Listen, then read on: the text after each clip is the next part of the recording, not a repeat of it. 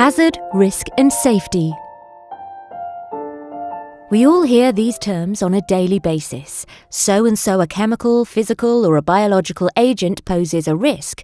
This or that product is a hazard, or behaving a certain way is unsafe. A lot of the time, hazard and risk are freely used to mean the same thing. However, they are not. Hazard is the potential to cause harm. Risk, on the other hand, is the likelihood of harm in defined circumstances.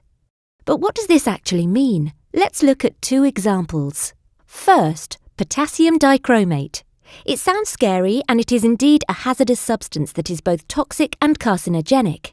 It is used in some cases to analyse exhaled breath for alcohol. For this purpose, it is sealed in a tube. Therefore, although it is intrinsically a hazardous substance, if used and managed as described, it presents little or no risk to people or the environment. Now, let's look at the opposite case. Flour would not be considered by many to be a hazardous substance. However, if a baker were to be exposed over a period of time to airborne flour, he or she could develop dermatitis, conjunctivitis, rhinitis, and even asthma. So even something that is considered a low hazard can present substantial risk, and vice versa. Risk is always a probability, influenced by the level of exposure. To evaluate the risk, we have to take many factors into consideration. How, where, how much and how long one can be exposed to the hazard are all things to be taken into account. Toxicological research can map the potentially harmful properties of a product, be it chemical, physical or biological, and it can also set a limit under which exposure will have no effect.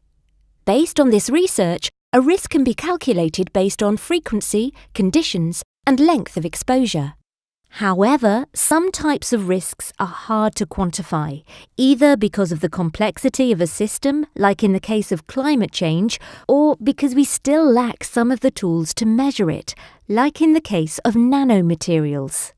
When there is no consensus on the level of risk, policymakers sometimes apply the precautionary principle.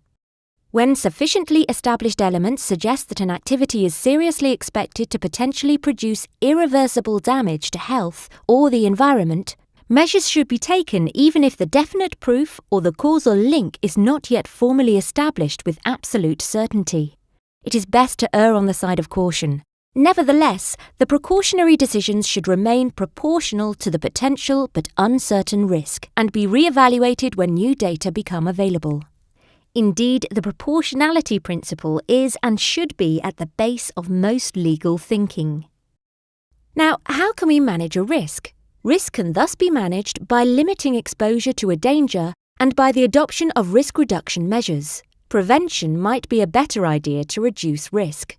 For example, driving has been made safer by speed limits, the use of seatbelts, bumpers, airbags, driver assistance systems, etc. But what is considered safe? Acceptable safety levels greatly depend on where you are on the planet, culture, socio-economic criteria, and the sector. Similarly, the safety limit adopted for a pesticide like DDT has to be balanced with its importance in safeguarding health or food resources in some regions of the world.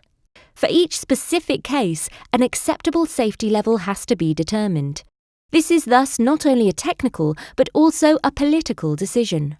Even if the previous steps are logical, what is considered safe has to take into account the perception and acceptance of risk. These tend to be emotional and rational at the same time.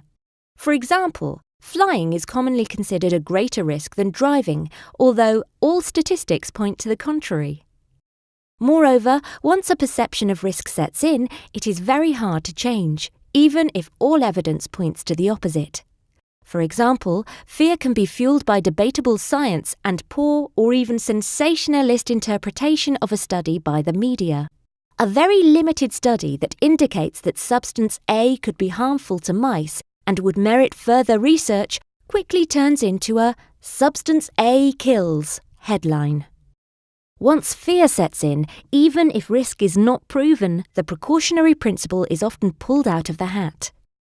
In a nutshell, risk and perception of risk are not always aligned. This can make political decisions difficult to make. In these cases, it is especially important to base them on facts rather than on opinions. These facts can be gathered from scientific reports published by reference institutions, but these reports are often written in a technical language that is not accessible to anyone but the specialists. Green Facts offers faithful summaries of those reports so that non-specialists can get the information they need to build their own opinion.